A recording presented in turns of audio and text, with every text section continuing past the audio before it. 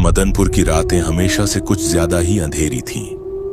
मदनपुर का वह quarter L24 बाहर से देखने में किसी पुराने सरकारी बंगले जैसा, सफेद पुती दीवारें, बंद खिड़कियां, सड़क के किनारे एक सूखा पड़ा नीम का पेड़। लेकिन जो भी पहली बार उस गली से गुजरता, एक पल के लिए रुककर उस मकान की तरफ देखता जरूर था। क्यों?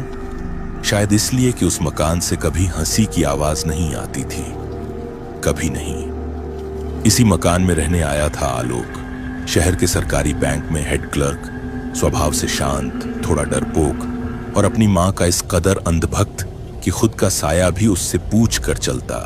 उसकी पत्नी स्मृति एक सरकारी स्कूल की शिक्षिका, तर्क और विज्ञान में विश्वास रखने वाली, जमीन से जुड़ी महिला, और घर का असली केंद्र थी सावित्री देवी। 60 साल की उम्र, माथे पर झुर्रियां नहीं, एक सख्त अहंकार था, आंखों में एक ऐसी चमक जो देखने वाले को यह एहसास करा दे कि वो खुद ही गुनाहगार है। इस घर में स्मृति को आए अभी एक हफ्ता ही हुआ था। घर के पिछले हिस्से में एक छोटा सा बगीचा था और उसके कोने में एक बंद स्टोर रूम, जिसके दरवाजे पर जंग लगा एक बड़ा ताला था। स्मृति ने पहले ही दिन वो चाबी मांगी। सावित्री देवी ने उसकी तरफ ऐसे देखा जैसे उसने कोई पाप कर दिया हो। वो कमरा मनहूस है बहू। उनकी आवाज में एक हिंसक शांति थी। वहां पिछले 10 सालों से धूल और यादें कैद हैं, उन्हें बंद ही रहने दो। स्मृति ने गौर किया कि पूरे घर में चमेली के तेल की एक मीठी लेकिन दम घोंटने वाली महक हर वक्त तैरती रहती थी, जैसे किसी ने वो खुशबू दीवारों में ही रच दी हो। उसने खिड़कियां खोली, महक कम नहीं हुई। उसने पर्दे हटाए, महक कम नहीं हुई। वो महक थी या एक चेतावनी? पहले हफ्ते की तीसरी रात के करीब 2 बज रहे थे। स्मृति गहरी नींद में थी जब अचानक उसकी आंख खुली। कमरे में ठंड थी, असामान्य ठंड। जुलाई के महीने में जब पूरा मदनपुर उमस से बेहाल था, इस कमरे में ठंड का क्या काम? स्मृति ने पंखा देखा, वो बंद था। तभी रसोई से एक धीमी आवाज आई, जैसे कोई बर्तन खिसकाया हो। स्मृति ने आलोक की तरफ देखा, वो सो रहा था। उसने घड़ी देखी, 2:17 बज रहे थे। वो दबे पांव रसोई की तरफ बढ़ी। दरवाजा थोड़ा खुला था। उसने उंगली से दरवाजा धकेला। सावित्री देवी फर्श पर, सिंदूर में, बुदबुदाते हुए।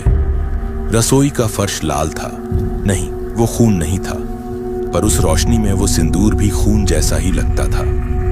सावित्री देवी पीतल की थाली के सामने बैठी थीं और उसमें बिखरे सिंदूर में अपनी उंगलियां घुमा रही थीं। धीरे धीरे, किसी के नाम के घेरे खींचते हुए। उनके होंठ हिल रहे थे, एक फुसफुसाहट जो शब्दों से ज्यादा एक मंत्र जैसी थी। अभी नहीं प्रिया। उनकी आवाज किसी नींद में बोलने वाले जैसी थी, पर उनकी आंखें खुली थीं। अभी इसका वक्त नहीं आया है। तूने तो वंश नहीं दिया, कम से कम इसे तो देने दे प्रिया।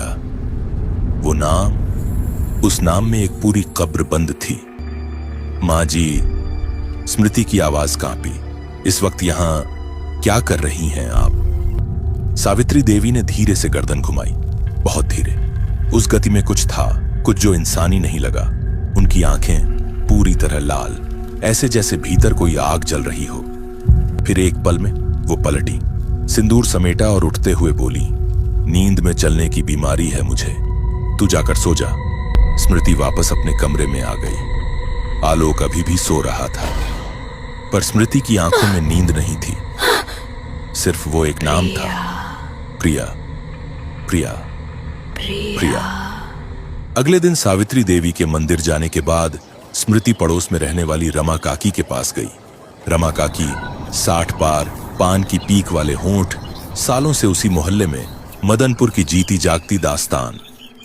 बातों बातों में जब स्मृति ने प्रिया का नाम लिया, रमा काकी के हाथ से चाय का कप छूट गया। उन्होंने इधर उधर देखा, जैसे दीवारें भी सुन रही हों। फिर वो खींचकर पास बैठ गईं और फुसफुसाईं। बेटा प्रिया इस घर की पहली बहू थी, बड़ी सुंदर, बड़ी गुणी।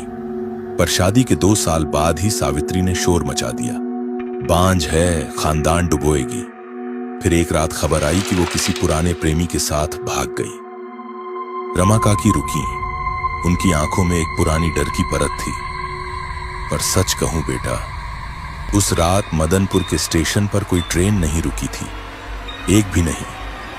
स्मृति के मन में शंका का बीज गहरा हो गया था, इतना गहरा कि उखाड़ने से नहीं जाता। दोपहर। सावित्री देवी मंदिर गई थी, आलोक बैंक में था। स्मृति स्टोर रूम के दरवाजे के सामने खड़ी थी। उसके हाथ में एक लोहे की छड़ थी। उसने ताले पर वार किया, 1 बार, 2 बार, 3 बार। चौथी बार ताला टूट गया और एक आवाज आई, धम्म, जैसे किसी ने भीतर से दरवाजा धकेला हो। पर जब स्मृति ने दरवाजा खोला, अंदर सिर्फ धूल थी, मोटी पुरानी गहरी धूल, जैसे सांसें बंद हुए जमाना हो गया हो। पुराने ट्रंक, टूटी कुर्सियां और कोने में एक लकड़ी की अलमारी। स्मृति के कदम अलमारी की तरफ खींचे। उसने दरवाजा खोला। अंदर एक मखमली पोटली और एक फटी हुई डायरी। डायरी के मुखपृष्ठ पर लिखा था प्रिया, और उस नाम के नीचे एक छोटा सा दिल बना था जो अब आधा मिटा हुआ था। स्मृति के हाथ कांप रहे थे जब उसने पन्ने पलटने शुरू किए। प्रिया की डायरी, कुछ चुने हुए अंश।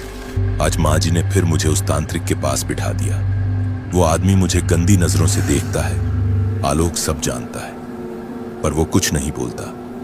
मेरी मेडिकल रिपोर्ट कहती है कि मैं मां बन सकती हूं। समस्या आलोक में है, पर मां जी कहती हैं अगर ये बात बाहर गई तो खानदान की नाक कट जाएगी। वो मुझे हर रात एक कड़वा काढ़ा पिलाती है, जिसे पीकर मेरा दम घुटता है। आज मैंने छुपाकर काढ़े की जांच करवाई। जो उन्होंने नहीं सोचा होगा वो ये कि डॉक्टर मेरा दोस्त है।